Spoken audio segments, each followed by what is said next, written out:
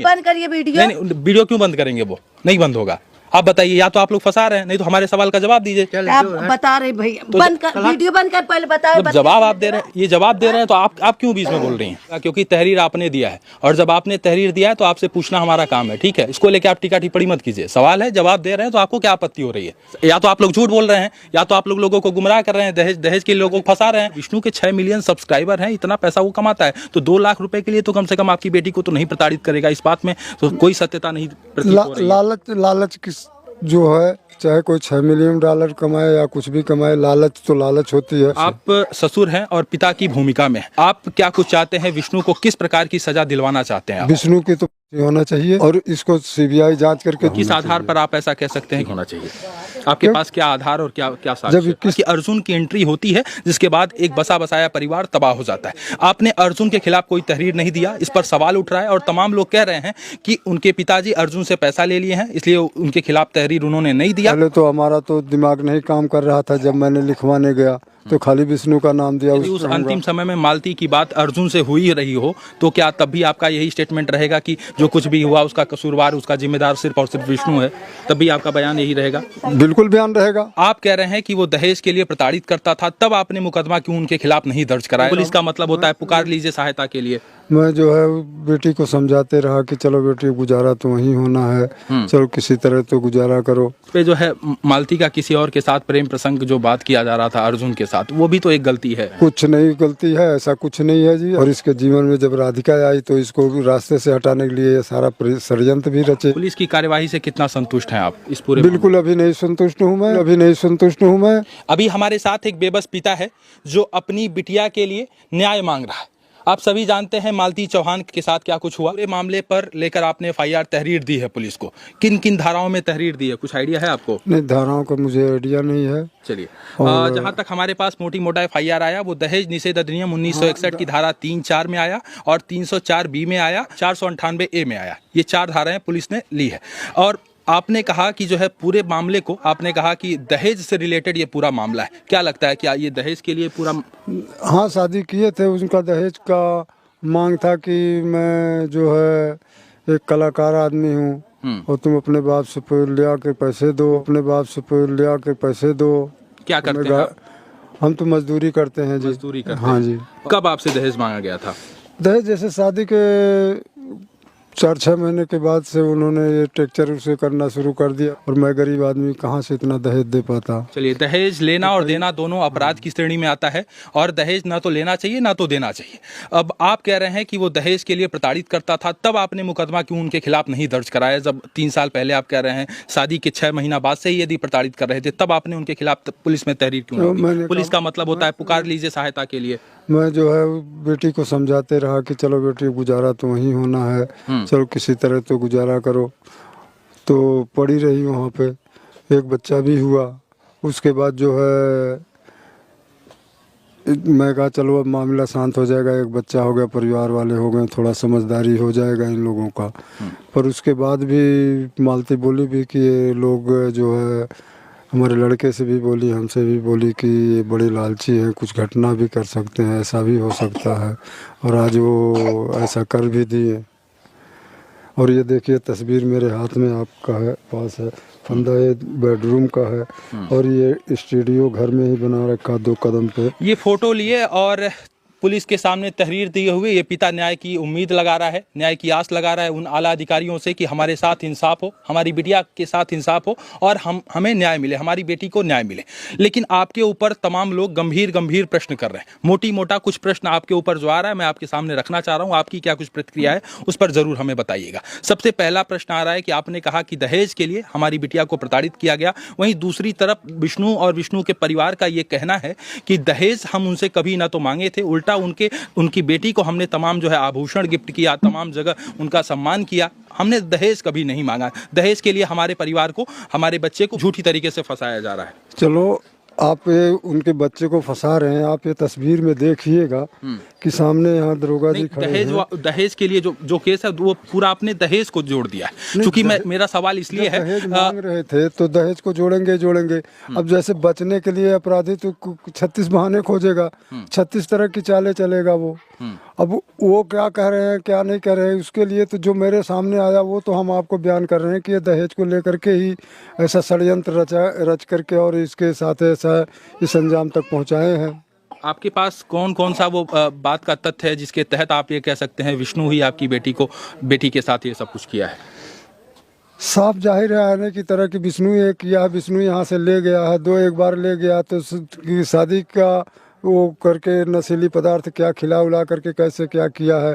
उसके बाद दूसरे 21 उसको इस तरीके का करना होता, इस तरीके का षड्यंत्र रचना होता तो वो अपने घर ले जाके नहीं करता, वो बाहरी किसी को इन्वॉल्व करता। और इस पूरे मामले का एक पक्ष ये भी रहा कि अर्जुन की एंट्री होती है जिसके बाद एक बसा बसाया परिवार तबाह हो जाता है। आपने अर्जुन के खिलाफ कोई तहरीर नहीं दिया, इस पर सवाल उठ रहा है और तमाम लोग कह रहे हैं कि उनके पिताजी अर्जुन से पैसा ले लिए हैं इसलिए उनके खिलाफ तहरीर उन्होंने नहीं दिया और पूरे मामले को मैनिपुलेट कर दिया, ऐसा लोग कह रहे हैं। अर्जुन के नाम से भी तहरीर है, राधिका के नाम से भी है और क्या बोलते हैं ये जो है राहुल चौरसिया के भी नाम के नाम से क्या तहरीर आपने दिया है?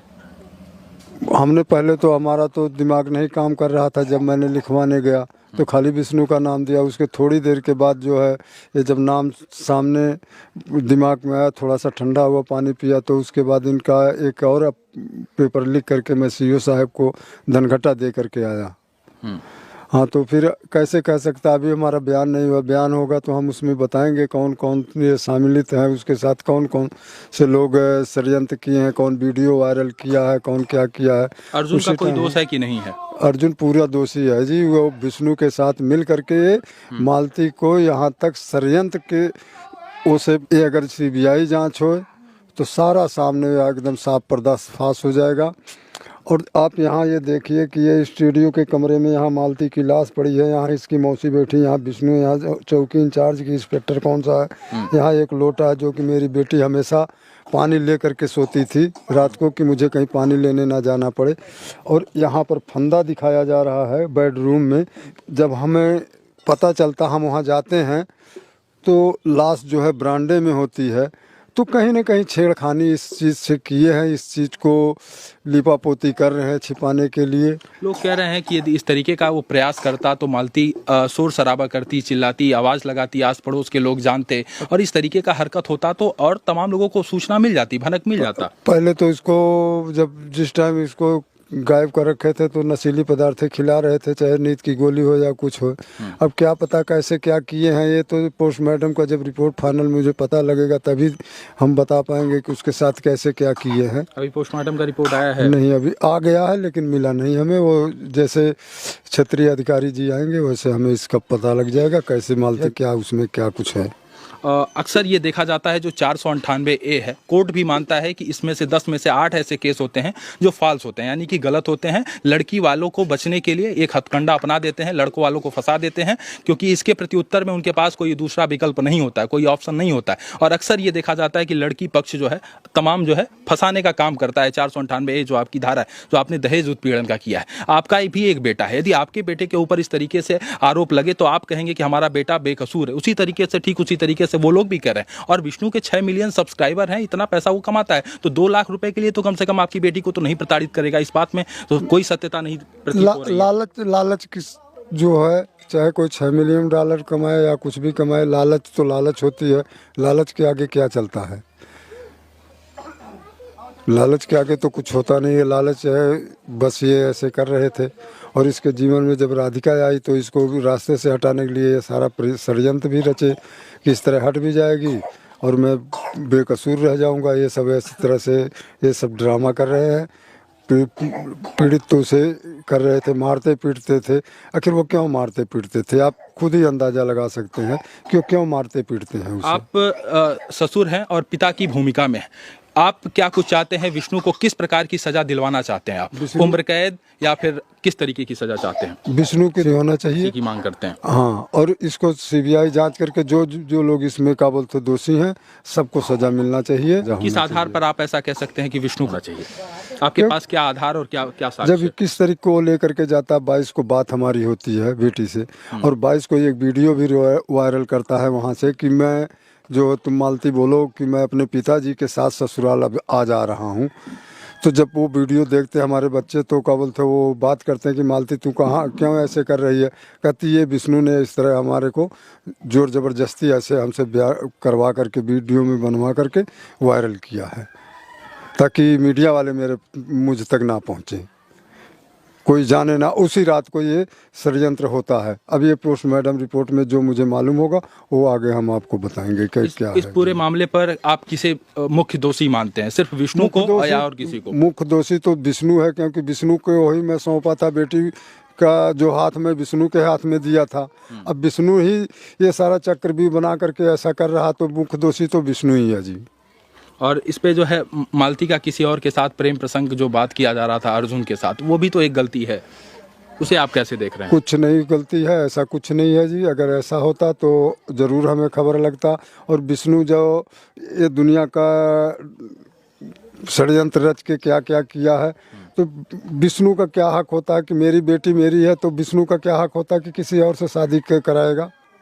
आप खुद ही एक, अगर आप एक औरत के पति हो तो आपका क्या उसमें यह है कि आप अपनी पत्नी की शादी किसी और आदमी से कराओगे खड़ा होकर के सामने?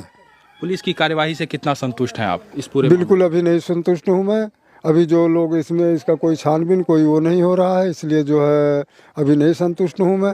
अब पोस्टमार्टम वो भी अगर हैं, पोस्टमार्टम हम भी, और क्षेत्रीय अधिकारी यहाँ है नहीं, इसलिए वो भी सुस्त बैठे हुए हैं, क्या कर रहे हैं क्या नहीं कर रहे हैं इसमें। अब ये देखिए आपके सामने ये सारा कुछ मामला यहाँ शीशे की तरह दिख रहा है कि अगर जो यहाँ तो उसकी लाश स्टेडियम में क्यों ले जाया गया? ये तो पुलिस वाले हो सकता है ले गए होंगे। पुलिस वाले, मान लिया मैं पुलिस वाले ले गए, यहाँ इस कमरे में ले जा रहे हैं, ये क्या होता है? यहाँ से तो बरामदे में निकाह होती या यहाँ फकी होती। हर चीज़ का वीडियो बना रहे हैं, वो हर चीज़ का वीडियो बना रहे हैं, तो इस चीज़ की थी उसकी वीडियो क्यों नहीं बनाए? खैर इस मामले में जो कुछ होगा शीशे की तरह साफ हो जाएगा, पुलिस की विवेचना होने दीजिए। पुलिस इस मामले पर जांच कर रही है। और आप कह रहे थे कि अभी मैंने आपसे पूछा कि पुलिस से आप कितना संतुष्ट हैं, तो आपने कहा कि पुलिस के ऊपर हमें उतना भरोसा नहीं दिख रहा है। ऐसा क्यों कह रहे हैं आप? क्योंकि इतना दिन हो गया, जो अपराधी हैं वो खुला घूम रहे हैं, जो अपराधी हैं वो